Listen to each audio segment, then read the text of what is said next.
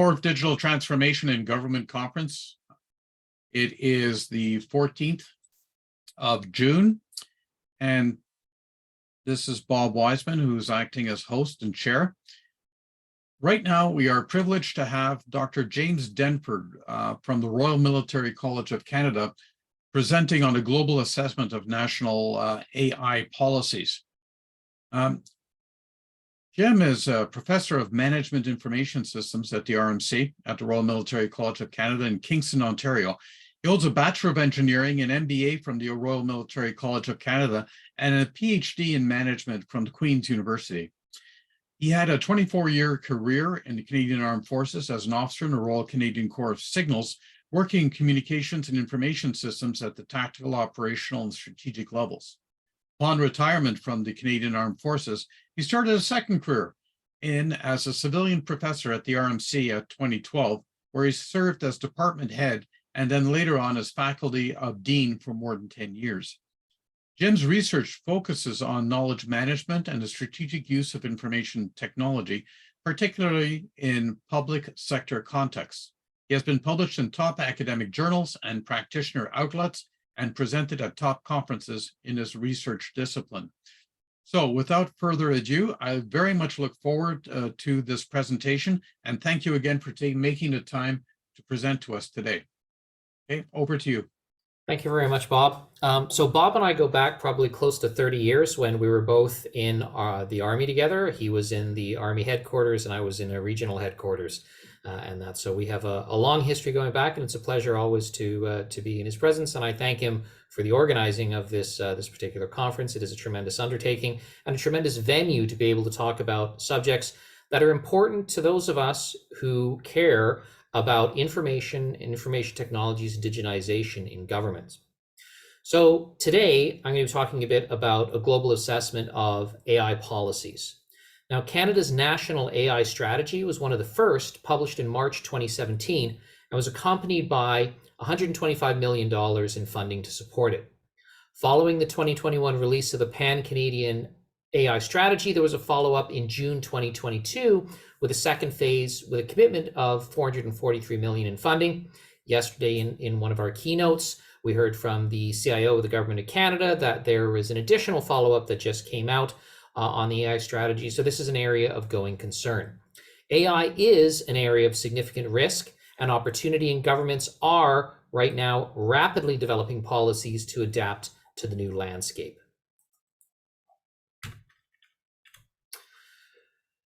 So one of the things you'll see, I've got some artwork that's up on these slides. These are all from DeepAI generated pictures. What I've done is I've picked a couple of key phrases from the presentation, and I've put them up there and seen what AI will actually come up and generate. So this was a global assessment of national AI policies, what DeepAI generated from that. So I'll note that this is part of a research team looking at national AI policy. We undertook an analysis of the initial forays of governments into policy from the earliest in 2016 through to 2020. We've published our academic research in the Journal of Economic Analysis and Policy and our practitioner guidance in Brookings Institution. I've embedded within the presentation for you to review later through the conference website the links to both sets of papers. And I would direct you to the latter for actionable takeaways for government leaders and to the former for those who are looking at the academic basis for it. So to investigate the issue, we built a data set of national strategic AI plans that existed as of January 31st, 2020. I'm going to highlight that date, January 31st, 2020, because there's a lot of things that have been done since then. Now, we undertook a content analysis of the published strategic plans, and content analysis is a descriptive and predictive method for analyzing the characteristics of a message and follows a systematic process to extract meaning from data sources through the iterative development of emergent themes. At the end of the process of reviewing these 34 plans, we ended up with 6 themes and 7 codes, which we applied then throughout them all, looking at their strategic plans or policies. So during this process, we analyzed over 1,700 pages from 34 national plans. Some of the plans were very brief, and Canada's first plan was only 5 pages in length. We've gone greatly past that since then. And now some were very long. So France's was over 150 pages, for example. At our first assessment, we found Italy to have probably the most comprehensive plan for the amount covered, followed by France, Germany, New Zealand, and the United States.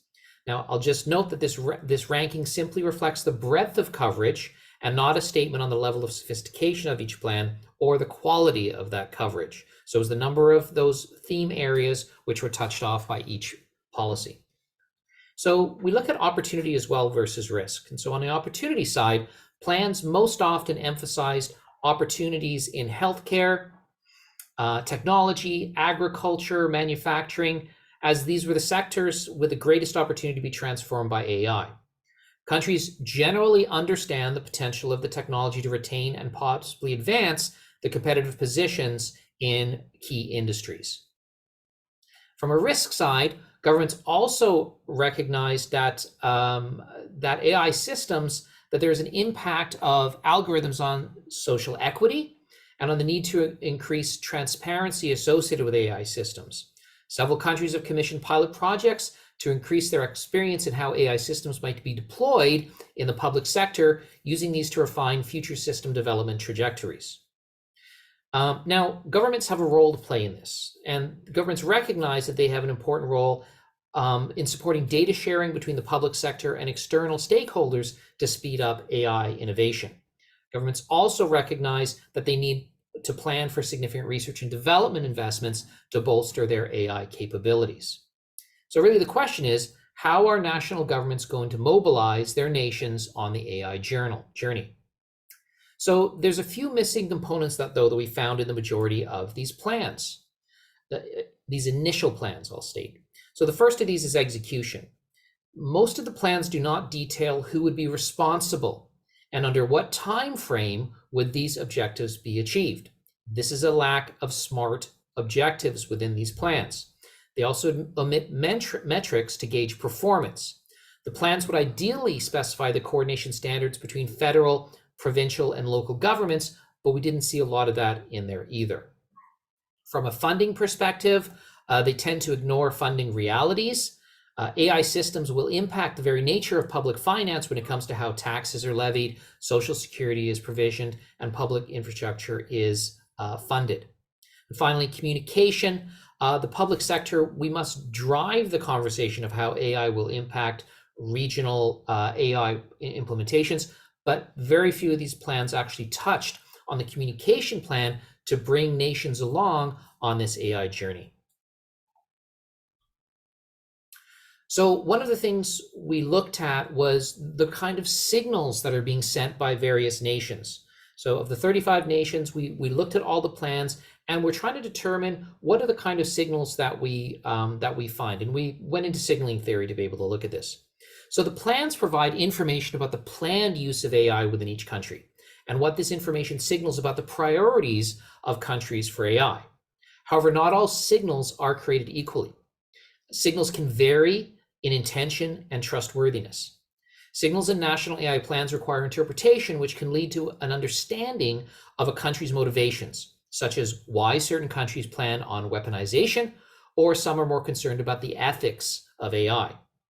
So there are 4 types of signals that we looked at with this intersection of signal veracity, that is the truthfulness of it, and signal intention, which is the motivation behind it or the intentionality of signaling. And from veracity side, either high or low truthfulness, and intentionality is either very deliberate or unintentional messaging. So a traditional signal is both deliberate and true. An example of a traditional signal is where a plan mentions the accurate amount of investment to be made in AI research on healthcare. Inadvertent signals, disclosure signals, transmit information but not sent deliberately. An example would be a country planning to spend a great deal of money on infrastructure, which reveals a belief that the country is deficient in that particular area. Opportunistic signals are not true but sent deliberately, and these are what a country might say if it is intended to use AI for it says it's intending to use AI for public services, but actually intends to use it for warfare-based systems. And then mixed signals may be unintentionally transmitted false information. So a mixed signal may be saying that you're going to share data about AI systems, but in fact it's being used for security purposes. So what we found then was that when we did our analysis was that we determined the intentionality and veracity matrix with 5 outcomes. The first 2, AI research and data, are placed in that deliberate and high veracity quadrant, as countries express the intention to develop both the capabilities and generation of these outcomes is also validated by their contextual conditions. Similarly, algorithm ethics and AI governance are also validated by the contextual conditions, but the intent of the information is not necessarily deliberate. So the use of AI services, we found, was being deliberately expressed in democratic countries, but the information was not validated by the contextual conditions, and that places it in the deliberate intention and low veracity quadrant. That is, reach exceeds grasp in a lot of cases for AI use in public services. We differentiated between the democratic countries and the non-democratic countries, or the more authoritarian countries, in that the intention to use AI is inadvertently depicted, but the veracity is low. And so what we kind of see in this case is that while public services are actually more security oriented about control and monitoring, as opposed to provision of services.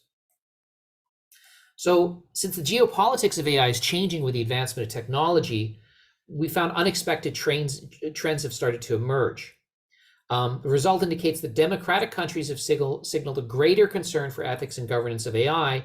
However, among these democratic countries, those with less mature technology are more concerned about the human-centric use of AI.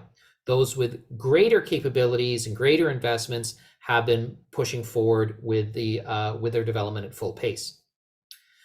So this phenomenon is a direct indication that merely developing AI capabilities and systems would not be sufficient for sustainable development. Human-centric AI enabled by ethical and governance issues are also needed. And this insight indicates the beginning of a new trend where the competition for AI dominance will be gradually replaced by an equilibrium. But the long-term deployment of AI is possible only with public trust and strengthening the belief that exists for humanity and not to counter it. So another step we did in this research was to look at a categorization of AI policies based upon a couple of dimensions. The 2 ones that we looked at here were whether the strategies were people-oriented or were they technology-oriented, and where the strengths exist within the various countries. So the first factor is the set of AI hiring, STEM graduates, technology skill, penetration data points, which are all associated with people side of AI. Without qualified people, AI implementations are unlikely to be effective. The second factor is comprised of all the non-people dead elements of AI, which include computing power, AI startups, investment, conference and journal papers, AI patent submissions, etc. So in looking at these data elements, we realized that all the data elements in this factor were technology related, either from a hardware or thought leadership standpoint. So the countries that are in the upper right corner, we dub leaders. They have both the people and the technology to meet their goals. Countries in the lower right quadrant, we dump technically prepared because they're higher on the technology dimension but lower on the people dimension. Those in the upper left are the people prepared, again, the opposite side. And then in the lower left, aspirational quadrant for those who have not substantially moved forward in either people or technology dimensions in achieving their national strategies. So if we look at the 3 leaders, China is unmistakably the closest to achieving its national AI goals. It's both a leader in the technology dimension and a leader in the people dimension. Of note is that while China is strongly positioned in both these dimensions, it's not the highest in either one of them. The US is higher in the technical dimension, and India, Singapore, and Germany are all higher on the people dimension. Given the population of China and its overall investment in AI-related spending, it's not surprising that China has an early and commanding lead over other countries in this area. Now, the US, while a leader on the technology dimension, particularly in the subdimensions of investments and patents, for example, rates a pretty dismal 15th place after such countries as Russia, Portugal, and Sweden in the people dimension. This is especially clear in the subdimension of STEM graduates, where it ranks near the bottom. While the vast majority of US spending advantage has given it an early lead in the technology dimensions, we suspect that the overall lack of STEM qualified individuals is likely to significantly constrain the US in achieving its strategic goals. By contrast, India holds a small measurable lead over other countries in the people dimension, but is noticeably lacking in the technology dimension, particularly in the investment subdimension. This is not surprising, as India has long been known for its educational prowess, but has not invested equally with leaders in the technology dimension. So Canada is a leader in the leader quadrant, but at the low end. We have a potential to be competitive, but need to invest, because of our smaller scale, strategically to be able to make that pan out for us and to move further into that leader quadrant. Back end of the presentation, I'll give you a few ideas about how we think, that Canada can move back to the forefront in this particular area as an early leader in AI strategy and policy.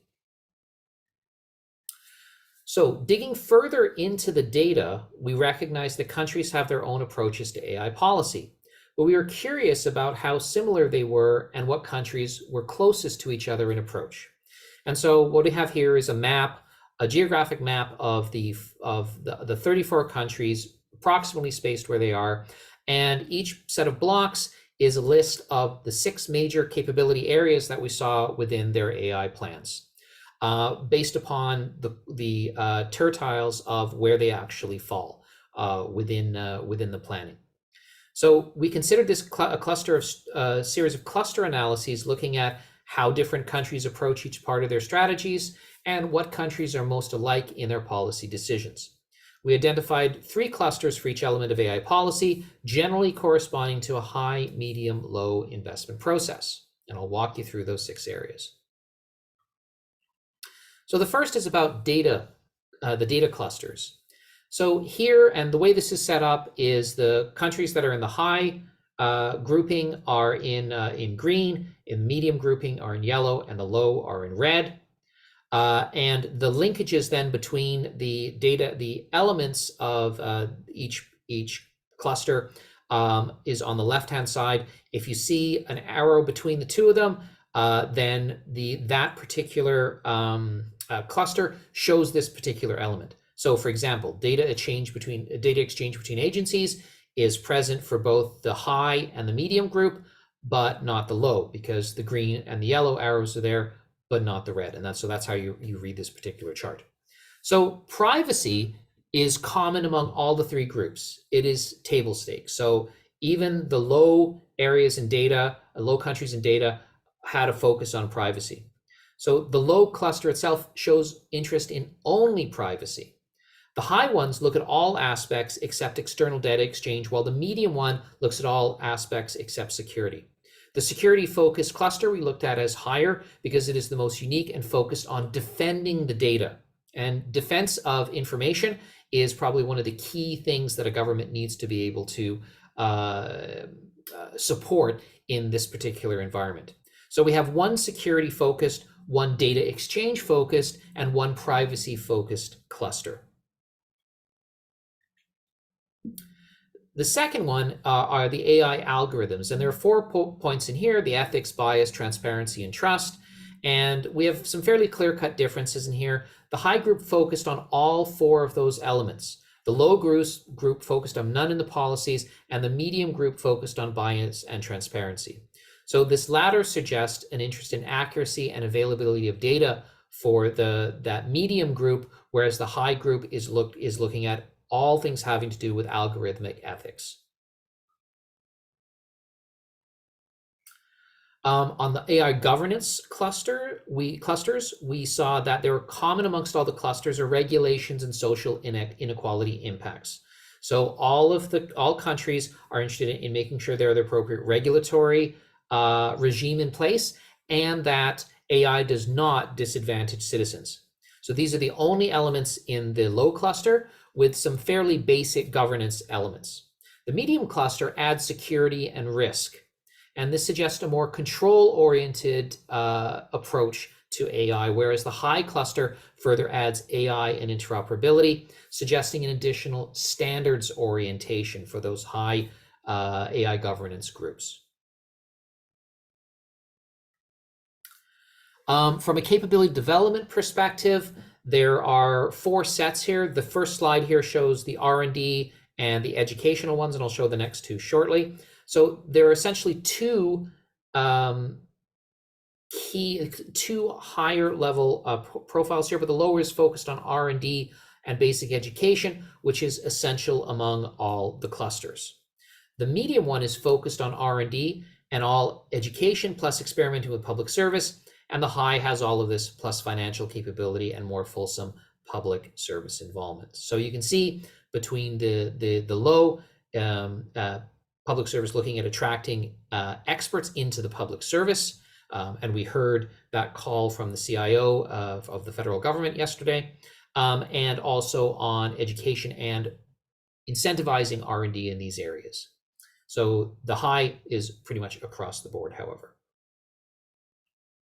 From an industry cluster as to where there's focus and mention of individual industries, we have the industries here: financial, manufacturing, defense, technology, energy, agriculture, healthcare, and tourism. So interestingly, no countries in their strategies reported either defense or tourism investments. Again, I'm going to call BS on this one. One of the studies we did with Brookings was actually looking at US government AI investments over the last 5 years. And we found that in fact, 87%, I believe approximately, of the US federal government investment in AI was in the Department of Defense. So it is in fact the prime driver in certain countries. And if it didn't show up in the early drafts of the policies, it is probably showing up in the later ones. So the low cluster had no focus at all, was not actually looking at industries, was more looking internally to the public sector, and also looking at how to actually work on the other parts of the strategy. The medium cluster focus on tech, energy, agriculture, and healthcare. So the high cluster adds to this financial and manufacturing. And so it's interesting to see how this is kind of the build on each other as in a stage development model, is you start off looking first within the probably the quick wins, and those are your technology, energy, and healthcare, and then you start building out after that into your financial and manufacturing sectors. So from a public services perspective, common across them was an absence of immigration, tax, and court supports, and the presence of healthcare. So all of them had healthcare, but there were very few in certain federal areas. Now the low cluster showed only education and healthcare, and these could be viewed as more social welfare approaches. The medium focused on infrastructure, both transportation and ICT, and this could be a moderate growth-oriented type of approach, whereas the high added energy, defense, safety, natural resources to the space, and these could be an all-in growth-oriented, including a defensive posture. So again, three main different perspectives on how to approach your AI policies. So that was the first one of the first major reductive analyses that we did, looking at how organizations group together. Another one that we did was looking at if there are similarities based upon the orientations of different countries. And so in this one, we moved from national AI plan composition to a more micro view of the understanding of particulars of plans of countries and what drove their strategies. At the macro level, we also started to look at try and understand if groups of like-minded countries, which we've grouped by cultural orientation, are taking the same or different approaches to AI policy. So we examined commonalities between culturally similar nations in what leads to both higher and lower investments in each area, along the lines of what's commonly referred to as the WEIRD framework, a typology of countries which are Western, educated, industrialized, rich, and democratic. And here's what Deep AI thought that that particular framework looked like. So WEIRD is therefore one framework by which countries can be grouped and differentiated to determine if there are commonalities in their approaches to various issues based upon similar decision-making processes developed through common national assumptions and biases. So we use this particular study to look at, whoops, sorry about that, wrong wheel, to look at if there are significant differences in five major areas of planning. So starting off with data management, we there are four different configurations countries have data management has four different configurations of countries that have highly developed plans. So taken together, there are many commonalities, but a country being Western and or democratic were the best predictors of having a data governance strategy in its plan. In countries that are Western or democratic, there is often a great deal of public pressure and worry about data governance, and we suspect these countries include data governance to satisfy demands of their populace. We also examined the conditions that led to an absence of highly developed data management plan. And there were two configurations that had both consistently low development of data management. Common across both configurations was that all countries were industrialized but not westernized. This would suggest that data management is more a concern of Western countries than non-Western countries, whether they are democratic or not. However, we also found that the largest group of countries, those 15 weird countries in the sample, were not represented at all within our findings, and based upon the analysis, which is looking for commonalities. And we believe that this is because there are multiple different paths for AI policy development, and hence they don't stress data governance and management. For example, the US, Australia, the UK, and the US had very highly developed areas in this plan, whereas Canada and Germany did not. So again, no commonality within the weird countries there. Second is algorithmic management.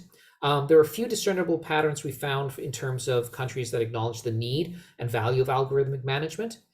We suspected originally that more weird countries would be sensitive to this, but our data didn't support this view. And in looking at the policies, again, there was a wide variety among those 15 weird nations. We also examined the low outcomes for algorithmic management and found two configurations, which are represented by four separate sets of countries there. Common across these configurations with 6 countries was being not westernized, but industrialized. And again, suggests that algorithmic management is more of a concern of Western nations and less of non-Western nations. For AI governance, we again found that there were a few discernible patterns for which governance countries included in their plans and which countries did not. We believe that AI governance and algorithm management were much more advanced in weird nations, and so this was an unexpected result for us. When we looked at the lower ones, very similar to what we saw in algorithmic management. Common across these 3 configurations we saw were again not being westernized. Again, this stresses a different viewpoint on how to approach AI. There was a much clearer picture of high R&D development, and we found 4 configurations which captured almost all of the countries. We did not find any consistent configurations for low R&D across 34, which says that either they were in the mid-round or there was inconsistent, or whereas the majority of countries are going full steam ahead on their R&D investments. So all countries, no matter their background, are investing heavily in R&D capability development. From an education perspective, we found 2 configurations, high configurations, both with Western but not rich core conditions. And conversely, we found 3 configurations of not very high education capacity development. Common factor again, non-Western, demonstrating that educational investment to improve AI outcomes is primarily a Western phenomenon, irrespective of other plan elements.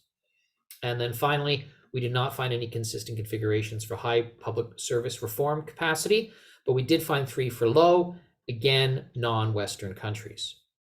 So overall, we expected more commonality in which countries included certain elements, and the fragmented nature of our results were likely reflect a very early stage of AI adoption and countries simply trying to find out what to do. Again, 2016 to 2020, we've come a long way since then.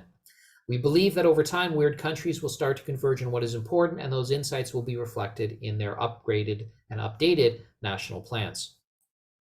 So there is one other message that the results pointed out, and that is the West and the East are taking very different approaches to AI development in their plans. Non-Western countries are almost exclusively focused on building R&D capability and is largely ignoring the traditional guardrails of technology management. So get data governance, data management, education, public service, reform, etc. By contrast, Western countries are almost exclusively focused on ensuring that these guardrails are in place, and it is spending relatively less effort on building the R&D capability that is essential to AI development. It's perhaps why many Western technology leaders in the world have recently called for a 6-month pause or moratorium on AI development, as the pause could allow suitable guardrails to be put in place. However, we are extremely doubtful that countries like China will see the wisdom in taking a 6-month pause and will likely use the pause to create even more space between its R&D capacity and the rest of the world. So this all gas, no brakes philosophy has the potential to cause harm, and we don't doubt the need for the guardrails in AI development, but we believe that we need to push on with AI development as well as guardrails at the same time. Otherwise, we will fall further behind in this area. So a few ideas about how to advance Canada within this space. First off, before I do that, a few mitigating factors. You've seen that Canada didn't rank very highly in some of these areas. Again, as I said, the time frame is important.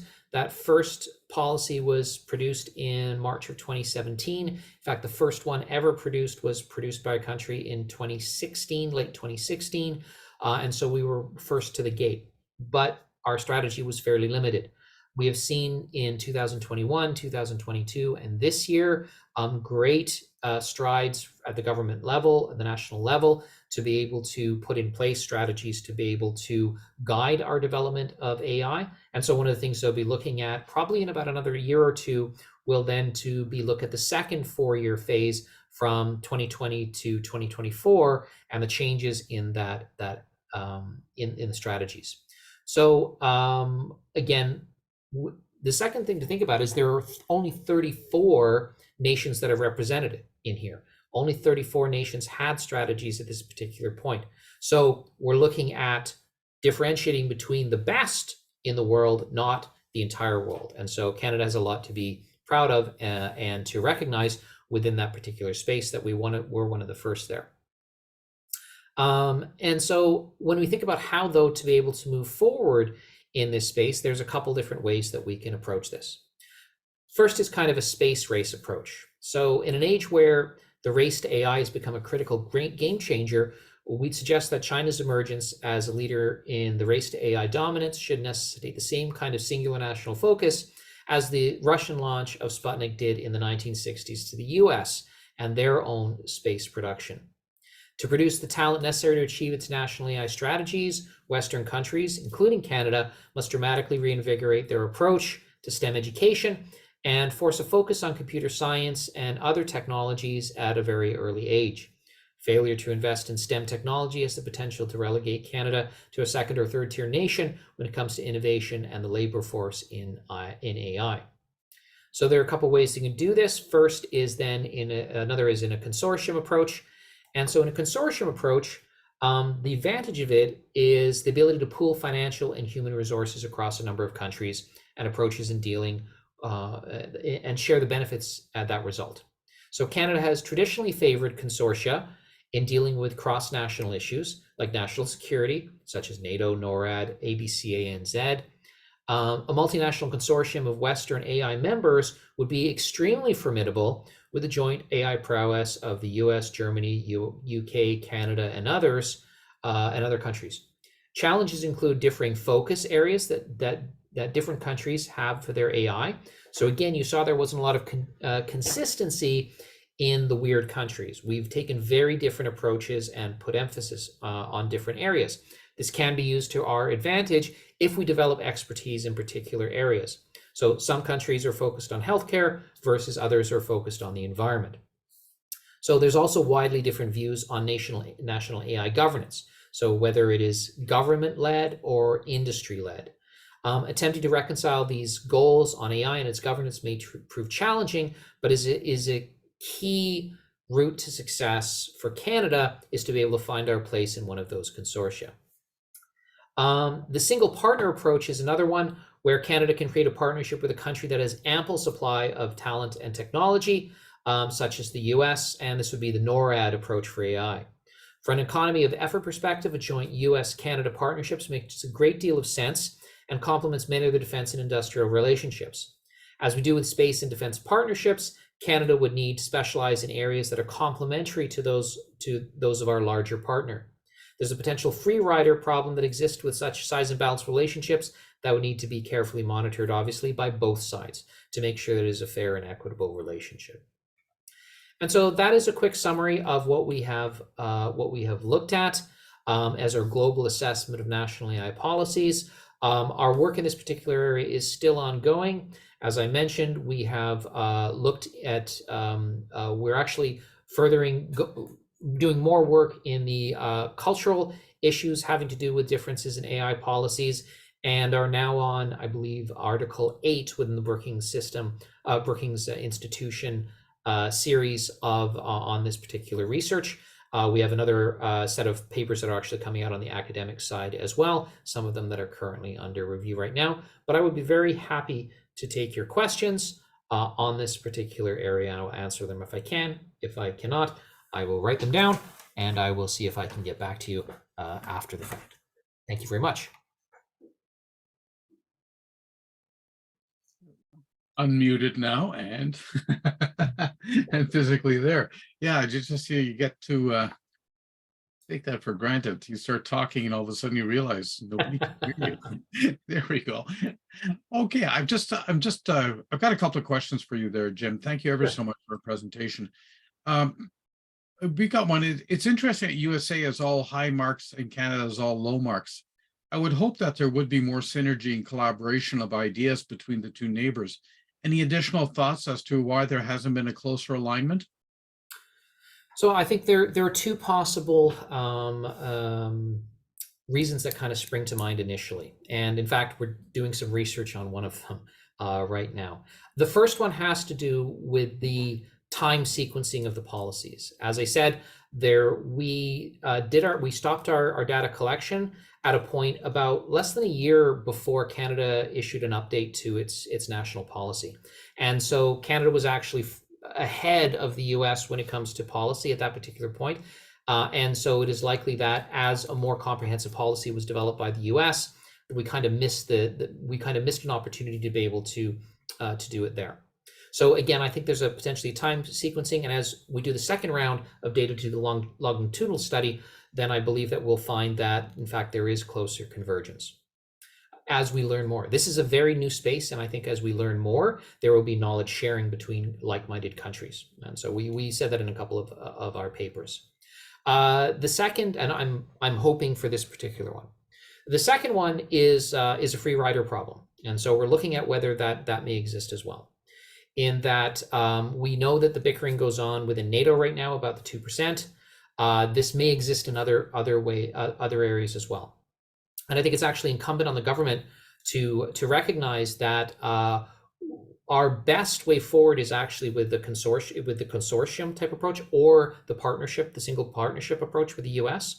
And if we are not serious contributors, then we will not be taken seriously at the table. We've done it well with particular areas. CSA has done it fantastically in the space area, and we have done things like contributing the Canadarm 1 and 2, and the contributions that we're making with things like the ISS have ensured that we have a seat for the first trip around the moon since the Apollo 8 around the moon.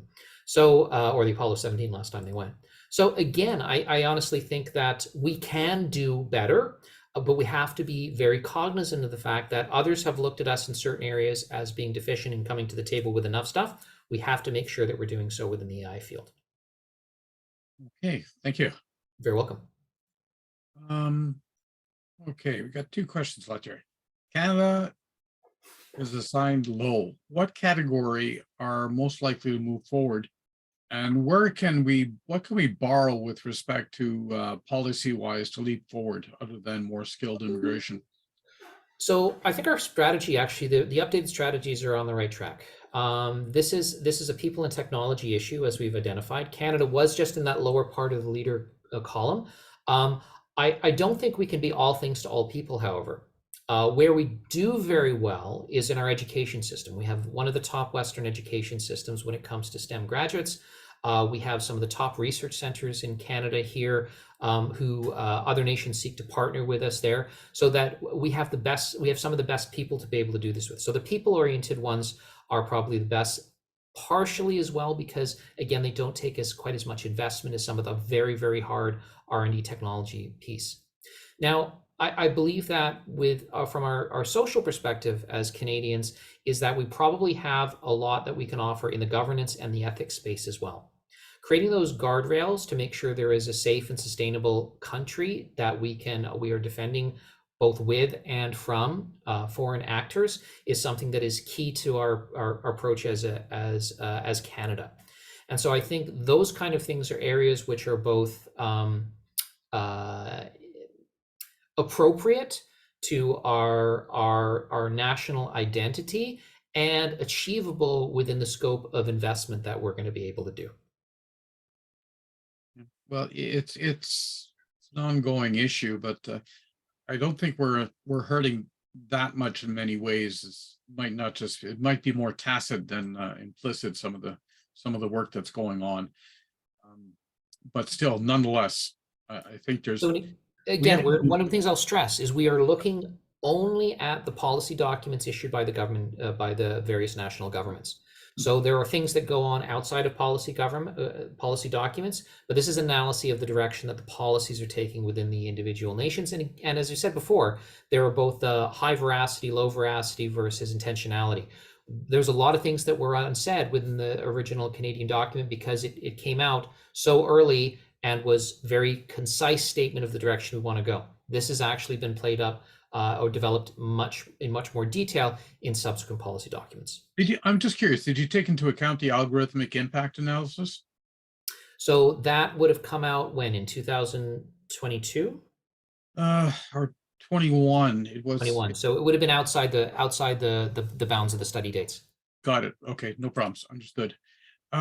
New Zealand, Lithuania, Estonia, and other small nations are operating well in excess of Canada. What are the key factors that make them and Australia so dominant in this space? So I think is if you look at when those ones came out, they were probably near the second half of the development phase, and so they were able to actually see what other countries had done. So there's a degree of learning that has taken place there as well. The other is again, there's a big difference between how people viewed in say a 2017 issue document is probably going to develop in 2015, 2016 before it hits the pavement. Something that was issued in late 2019 has had the benefit of seeing a whole bunch of changes that happen in this very fast moving industry. And so I think that the difference is focus, learning, and again, timing of when their individual policies came out. But I think that, as I said, we're going to see convergence within Western nations. And so when we do the follow-up in about a year or so and look at the second 4-year period of issuance, is that we'll actually see a lot more commonality between what is reported and where the investments are going with Western countries. Last question. In your opinion, the AI space moves quickly. Yes.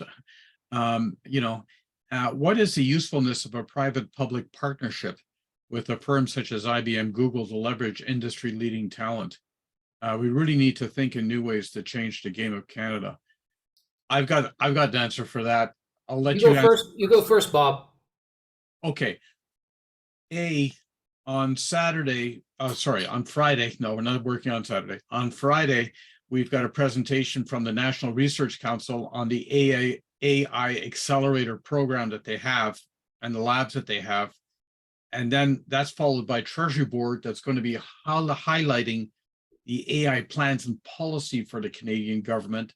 And then right after that, there is going to be a private-public partnership between the University of Ottawa and IBM that's going to be illustrating the cyber range that will be defending against many AI-enabled attacks on Canada. So we've got 3 presentations on Friday that are going to be presented in person at the university that might be of interest, and then you'll be able to pick the brains of the individuals physically in place for that.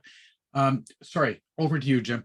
And so I was going to say that again, I think Triple P projects are the way to go with this one. I don't believe that the government can do it itself. I think that the government will get advice from private industry on how to do this. Private industry has a great deal to gain from advances in artificial intelligence. And so there is frankly a profit motive to be good in this particular area. So I think the two of them need each other, and private public partnership is going to be the way to go in this particular area. Neither side can do it by itself. And again, this is the space race one as well.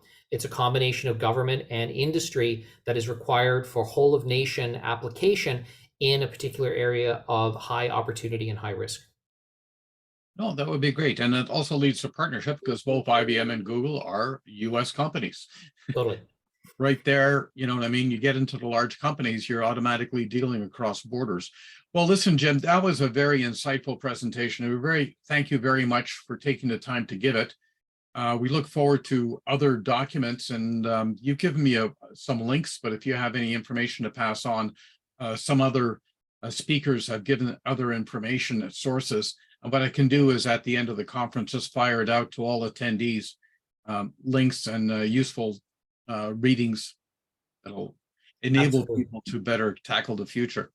But anyways, thank you very much. That was great. I'm just going to, whoops, sorry.